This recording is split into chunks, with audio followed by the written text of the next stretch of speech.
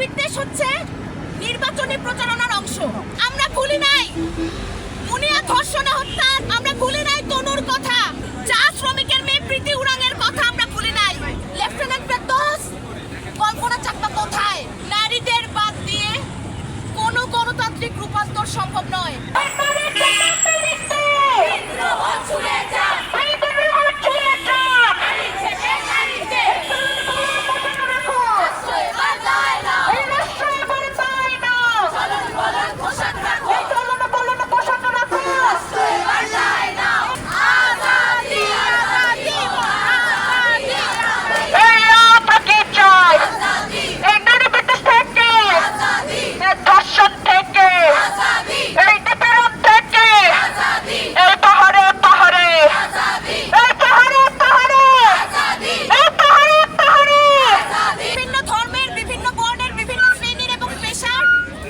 নারীরা যুক্ত হয়েছেন এবং আমাদের সাথে পদযাত্রায় হেঁটেছেন।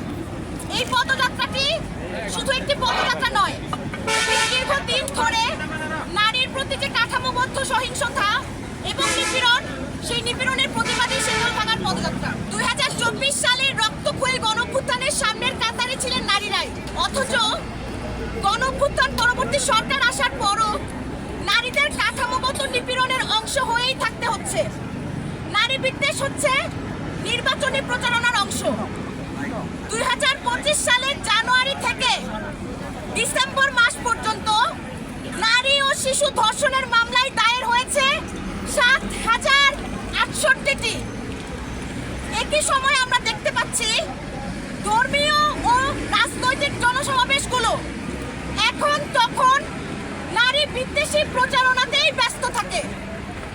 সবচেয়ে দুঃখজনক, এই সকল নারী বিদ্বেষী প্রচারণার ক্ষেত্রে আমরা আমাদের গণঅভ্যুত্থান পরবর্তী সরকার মহলের কার্যকর কোনো অবস্থান দেখতে পাইনি। বছরের পর বছর ধরে আইনেও রয়ে গেছে ভুক্তভোগী নারীর চরিত্র হননকারী ধারা। আমরা ভুলি নাই মুনিয়া ধর্ষণে হত্যার প্রধান আসামি সায়েম সোবহান আনফিরের কোনো জিজ্ঞাসাবাদ ছাড়াই মামলা থেকে তার অব্যাহতি হয়ে গেছে। আমরা ভুলি নাই তনুর কথা, প্রায় 10 বছরেও যার বিচার পেলাম না। ভুলি নাই জগন্নাথ বিশ্ববিদ্যালয়ের শিক্ষার্থী অবন্তিকা যৌন হয়রানির বিচার না পেয়ে আত্মহত্যা করে, অথচ তারপরেও প্রতিষ্ঠানগুলোর যৌন নিপীড়ন বিরোধী সেল কার্যকর হয় না। চা শ্রমিকের মেয়ে প্রীতি উরাংয়ের কথা আমরা ভুলি নাই। তার মৃত্যুর মামলাতে কত সহজেই জামিন পেয়েছেন সৈয়দ আশফাকুল আলম, আমরা ভুলি নাই। ভুলি নাই 30 বছর পরও আমাদের প্রশ্ন করতে হবে, লেফটেন্যান্ট ফেরদৌস, কল্পনা চাকমা কোথায়? 15 বছর ধরে স্বৈরাচার পতনের পর, 1.5 বছর ধরে অন্তর্বর্তীকালীন সরকারের পর আগামী 12ই ফেব্রুয়ারি জাতীয় নির্বাচন অনুষ্ঠিত হতে যাচ্ছে। আমরা প্রত্যেকেই প্রত্যাশা করি সুষ্ঠু নির্বাচনের মাধ্যমে আসা সরকার জনগণের স্বার্থেই কাজ করবে। যদি তাই হয়, আমরা কি প্রত্যাশা করতে পারি নারী প্রশ্নে ক্ষমতার চরিত্র কিংবা রাজনীতির ভাষা বদলাবে?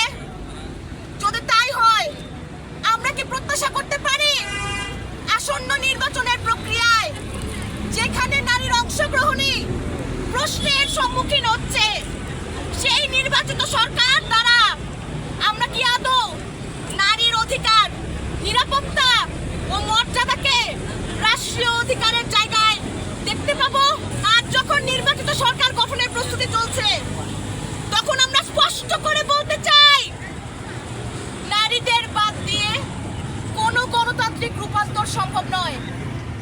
নারী বিদ্বেষ, লিঙ্গীয় ও জাতিগত বৈষম্য, ধর্মীয় নৈতিকতার নামে নারী নিয়ন্ত্রণের রাজনীতি বন্ধ না হলে রাষ্ট্র বা সমাজের কোনো সংস্কারই সম্ভব না।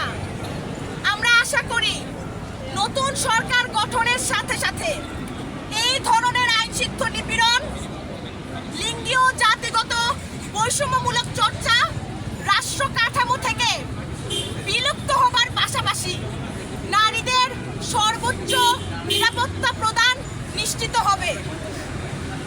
আমাদের দাবি, 1. ধর্মীয় বক্তব্যের নামে অনলাইনে ও অফলাইনে নারী অবমাননাকর বক্তব্য প্রচার বন্ধ করার ব্যবস্থা গ্রহণ করতে হবে।